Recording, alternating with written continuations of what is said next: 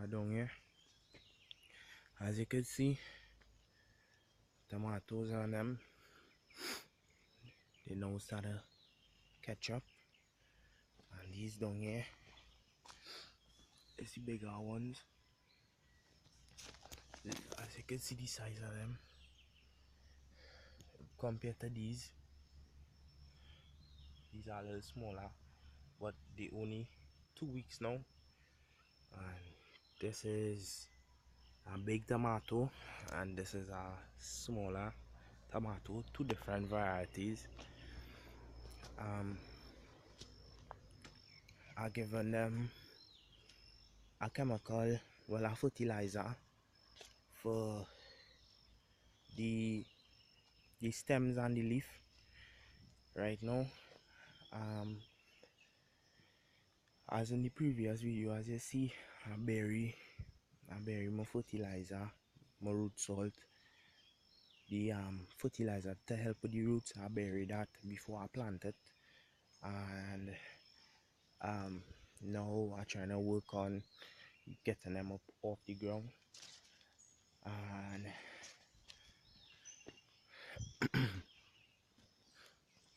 this is that pumpkin going like everywhere, all over the place. But I think it was like so much seeds, so it's not only one pumpkin vine. It's like about 5 different pumpkin vines. This morning I saw a pumpkin up there.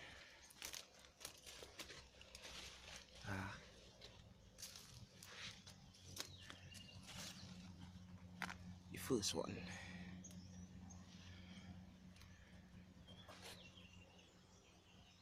I have to gently lift it up and put some straw underneath it.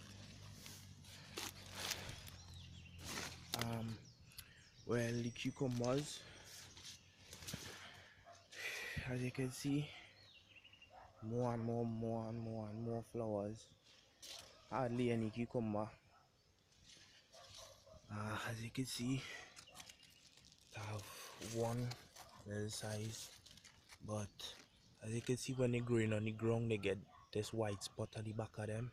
So this one maybe I just probably either, and this one again.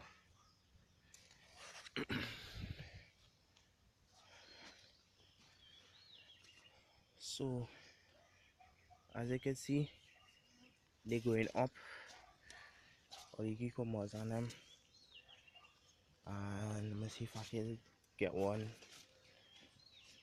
that up off the ground, because I was just a little bit late in tying them up, so I get a few of them on the ground.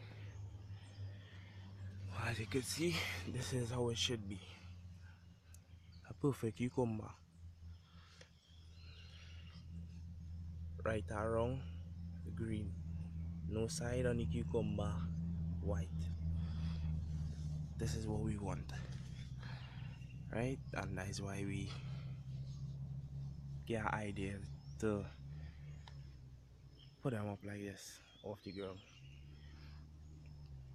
So it's working for me so far, because the pumpkin and the cucumber was kind of clashing right here, and as you can see, the sticks on them went in, but no trellis, no string, nothing, and I end up leaving this on the ground. And as you can see, no cucumber below here, but a lot of flowers there, but no cucumber. Oh, who say no cucumber? One. But check the size and look at the color. So you see, this is the reason why I do them like this, up off the ground. And as you can see, a lot of bees pollinating the flowers, but I try to figure out I'm looking at this and it just looking like normal rot because the younger leaves on them like these don't really have it, so I don't think it's a fungus. Whoa, look at the size of that cucumber. How I missed this cucumber here.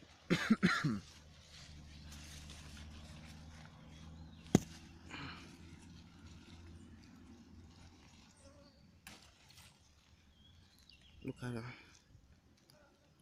looking all right, just a little too big. As you can see, I have one coming here, and as you can see, I get some worm damage. 2 holes in one cucumber, so definitely this have to throw away. So spray now. Gonna spray now for the we're gonna spray now for the worms on them in the cucumber, and check it out. This was a whole different view. This was just tomato, but now I'm preparing back the land and I contour the land over again, and I'm preparing back this piece of land for the tomatoes. And if we go a step further, these little bygone, these tiny bygone, I mean these bygone, they about a month, 6 weeks, and look what's going on here. The trees on them is about a foot for the most, right? And look at that. I don't know how this bygone, if this is the stage I have to pick the bygone at. I mean, it's really a mystery. No wonder why it's just an experiment. But the thing about these seeds is, I mean, look at the amount of flowers on every tree is like this, 9, 10 flowers. Look at flowers. Right down is just flowers, and these little bygone on these little trees. I mean, that's like less than a foot, less than 12 inches here.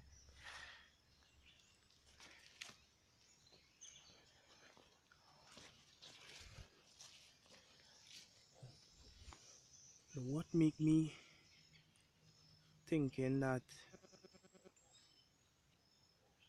this bygone still young? We see when the bottom of the bygone gets same color as the bygone is ready.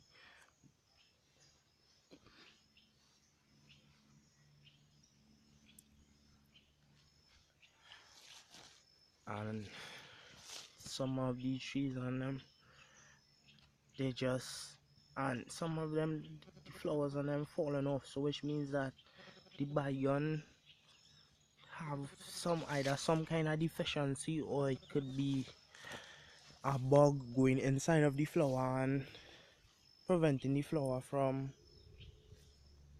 making any fruit. But the main reason why the bygone does drop flowers is that they have some kind of deficiency, so they won't be able to bring the bygone, so they won't even bother to make a bygone like this. They will just drop the flower like this. So maybe after I get a few for home, I'll just squash it, spray them down. But what have me really amazed is how much flowers. And I mean, it's just real little bit of bygone stain, the flowers just coming off.